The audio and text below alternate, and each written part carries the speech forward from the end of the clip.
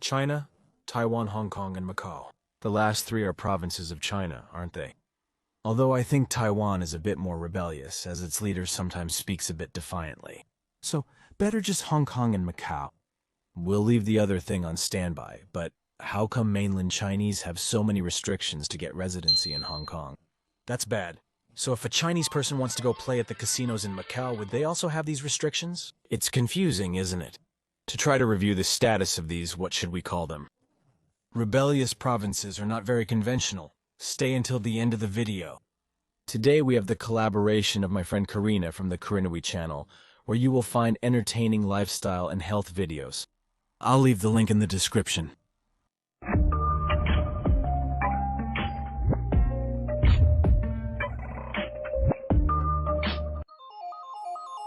First, let's talk about the motherland, so to speak, the People's Republic of China, one of the 193 member countries of the United Nations. Even though we all know that it is currently the second world power, did you know that it is a country with limited recognition?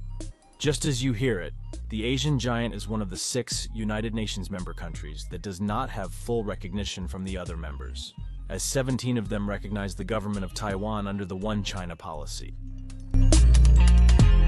One China? Yes, with this we move on to Taiwan, whose official name is actually the Republic of China, but we will call it Taiwan to avoid confusion.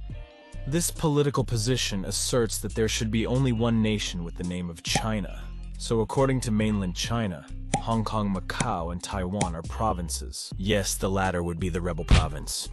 But what does Taiwan say about One China? Well, they say they are the real country that everyone should recognize as China. How audacious is this little one, right? Honestly, it's not without historical backing.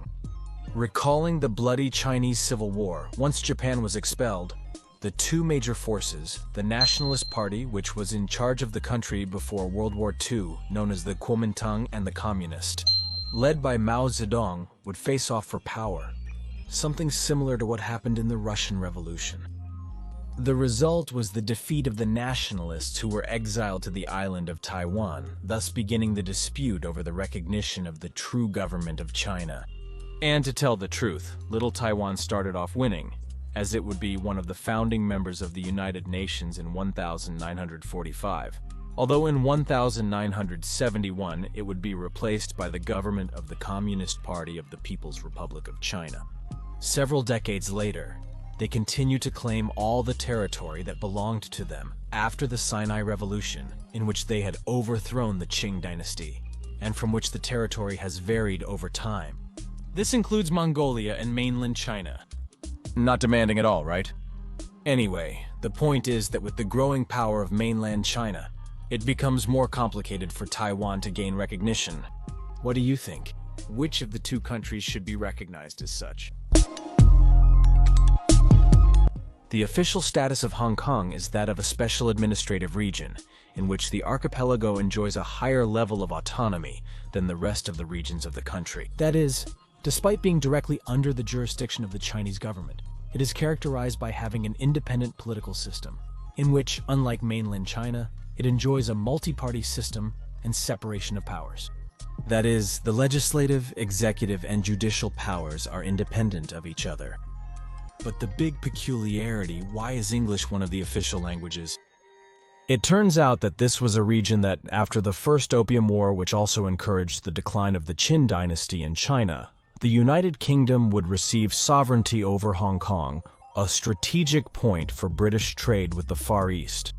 And this goes hand in hand with the level of autonomy of the archipelago, which, in the face of technological advancement under British tutelage, at the time of its independence in 1997, would manage to acquire this status, after the Sino-British joint declaration under which Hong Kong would remain under the usual free market system, while mainland China was beginning its economic reforms.